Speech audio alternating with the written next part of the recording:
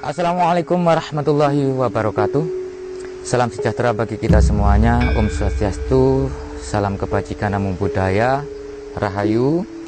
Teman-teman Bobotan Pring, kali ini kami berada di Dusun Kemeloko, Desa Trawas, Kecamatan Trawas, Kabupaten Mojokerto. Menuju situs Reco Lanang. Di bukit inilah yang dikenal dengan Bukit Budak. Ditemukannya prasasti Kudadu, 13 lempengan tembaga dalam celah batu yang disebut dengan Tamrah Prasasti. Mari kita lanjutkan. Ya teman-teman Bobotan Pring, untuk menuju ke situs Reco Lanang, kita harus menaiki beberapa anak tangga dan keadaan alam yang cukup indah sekali. Kita sudah sampai di situs Reco Lanang dan di sini kami disambut oleh dua arca gajah. Ya, kita disambut oleh dua arca gajah dan ini merupakan arca baru ya, yang memang untuk mewarnai dari keadaan dari Reco Lanang ini. Seperti ini bentuknya teman-teman. Ini sangat besar sekali. Kami juga tidak mengetahui betapa luar biasanya waktu itu ya. Kami kalau teman-teman lihat, wow, ini besar sekali teman-teman. Berapa ton ini ya beratnya. Di situ tampak sekali ada tangan begitu teman-teman, yang menunjuk ke bawah begitu di sini. Dari posisi tangan sebelah kanan arca ini teman-teman, dengan menunjuk ke bawah begitu. Dan kalau kita lihat secara detail ya tentang arca ini memang secara sekilas bisa dikatakan dengan berjenis kelamin laki-laki begitu teman-teman. Makanya masyarakat lokal di sini menyebutnya ini adalah arca atau Reco Lanang. Lanang sendiri berasal dari bahasa Jawa yang berarti laki-laki begitu. Ini kalau misalkan ada orang gitu ya, terus naik gitu ya, sekitar ketinggian 4 orang ya Kang Ika ya. Pada awal foto-foto Belanda, Reco Lanang ini dalam keadaan rebah, bersandar ke tebing, kemudian diberdirikan. Reco Lanang ini sebenarnya merupakan Buddha dalam posisi simbol tangan atau mudra itu dalam posisi mudra ini bumi sparsa mudra. Mudra sendiri berarti lambang atau simbol. Dalam ceritanya bahwasanya ketika Pangeran Siddhartha Gautama pada malam hendak mencapai pencerahan, setan marah mengerahkan seluruh pasukan setannya untuk menghalangi pencerahan, tapi kemudian gagal. Akhirnya setan marah berteriak, "Wahai pangeran, kembalilah ke istanamu untuk bersenang-senang. Ngapain kamu di sini?" Kan gitu. Kemudian setan marah pun melanjutkan, "Dengan alasan apa kamu mendapatkan pencerahan di sini?" Kemudian Pangeran Siddhartha mengatakan, "Karena kami sudah melakukan 100 juta kali kebajikan serta beramal dengan semua yang aku miliki untuk masyarakat." Nah, terus kemudian setan marah mengatakan, "Siapa yang menjadi saksi atas hal itu?" Maka Pangeran Siddhartha tangan kanannya menunjuk bumi yang mengatakan bumi sebagai saksinya. Maka terjadi lindu sebanyak 6 kali. Kemudian Dewi Bumi muncul sebagai sosok perempuan yang mengatakan benar yang dikatakan Pangeran Siddhartha. Kemudian setan marah merat. Disitulah malam itu juga Pangeran Siddhartha di bawah pohon Bodhi mendapatkan pencerahan sebagai Sang Buddha. Reco Lanang ini dengan posisi bumi Sparsa Mudra atau Buddha dalam mudranya Sparsa ini berada di selatan dan melambangkan pengusiran dari hawa nafsu, karena setan marah itu sendiri sebagai lambang dari nafsu. Sehingga lokasi Bukit Budak yang ada di Desa Kemeloko ini merupakan asrama para pertapa Buddhis yang mengasingkan diri dari kehidupan dunia fana, kemudian fokus memperdalam dharma guna mencapai moksa. Kalau melihat dari apa yang Kang Eka terangkan tadi sepertinya itu menjadi pelajaran yang sangat bagus bagi kita ya, terutama di zaman-zaman milenial seperti ini ya Kang Eka ya. Kita menghadapi sebagai orang muslim, menghadapi bulan Ramadan ya Kang ya. Artinya ya itulah teman-teman, belajar untuk mengekang hawa nafsu begitu. Dari apa yang dilihat ini oleh Mas Den yang mencoba untuk mengungkap ini dari sudut pandang spiritualnya, seperti apa Mas Den untuk ketika Mas Den berada di tempat yang sangat istimewa ini? Pertama kita naik ke tempat ini Kang Eko ya, energi positif sudah menyambut kita sebenarnya.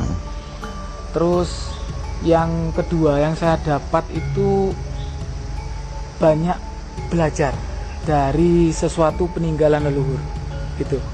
Dan apa yang disampaikan oleh Kang Ega itu sangat benar sekali. Dalam artian tuh ini adalah suatu simbol gitu loh. Patung ini adalah suatu simbol dari leluhur kita, agar kita itu belajar apa sih maksudnya leluhur membuat seperti ini gitu loh. Betul. Dan pengertian dari Kang Ega sendiri tadi bahwa tangan kanannya ke bawah menunjuk bumi itu yang bisa menjawab gitu ya, yang bisa menjawab bahwa kebaikan kita itu kan tidak ada yang tahu gitu loh. Maksudnya kan gitu. Jadi bumilah yang menjawab gitu. Seperti halnya saksi begitu saksi, ya, gitu sebagai ya. saksi seperti gitu. Halnya kayak penemuan-penemuan yang bermunculan sekarang mungkin ada hubungannya juga gitu loh. Oh begitu. Iya. Dalam khazanah klasik atau khazanah kuno, kerajaan-kerajaan kuno seperti kerajaan Majapahit dikenal dengan catur asrama atau tahapan hidup yang ditempuh setiap insan pada masa kuno. Catur asrama terdiri dari 4 atau catur ya, asrama. Yang pertama adalah brahmacarin, yaitu tahapan anak-anak ketika mencari ilmu sebanyak-banyaknya sebagai bekal untuk melangsungkan kehidupan selanjutnya. Ini dikenal dengan catur asrama yang pertama, yaitu brahmacarin.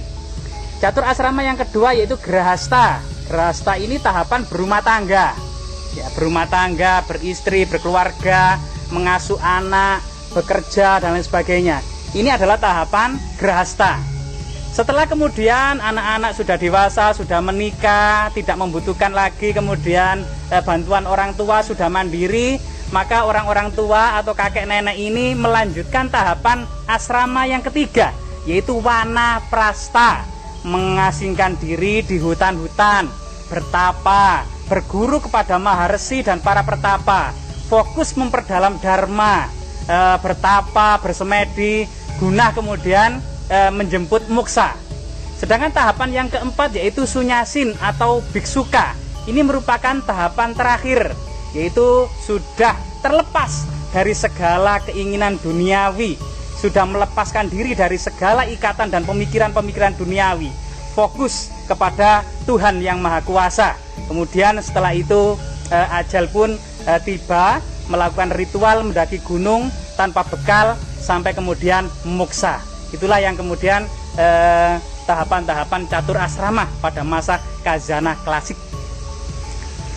Ya teman-teman, saudara-saudara Pukutan Pring, pemirsa Majapahit Study Club, dari apa yang diterangkan oleh Kang Eka yang bernama catur asrama, kita ketahui bahwa ya kami pribadi ya sebagai orang muslim ternyata ada sangkut pautannya dengan kajian tersebut. Di situ pernah disebutkan, dan ini menjadi kajian yang umum, ada syariat, ada torekot, ada hakikat, dan ada makrifat. Kalau kita melihat, iya, dan ini 4 juga tahapannya Mas Den.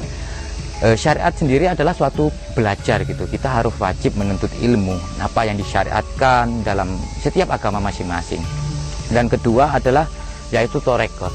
Torekot sendiri itu menjalankan apa yang diperoleh, apa yang dipelajari. Ketika sudah torekot, sudah dijalankan apa yang dipelajari, kita menuju ke hakikat.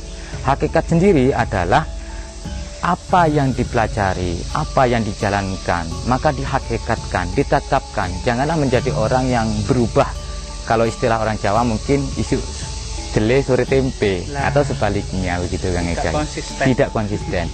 Jadi hakikat itu adalah seperti itu. Selalu tidak berubah-berubah apa yang dipelajari, apa yang dijalankan tidak boleh berubah dari itu. Dan yang keempat merupakan tahapan ma'rifah atau ma'rifat.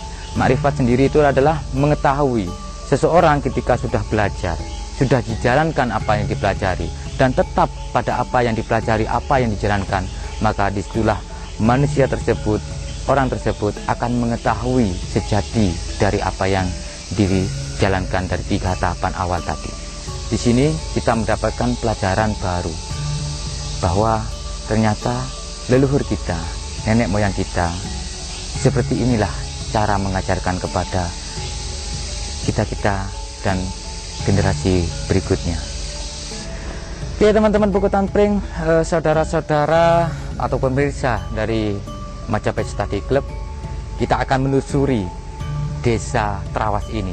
Seperti apa dan apa saja yang kita dapati di sini tentang jejak dari para leluhur kita. Ikuti terus dalam penelusuran kami.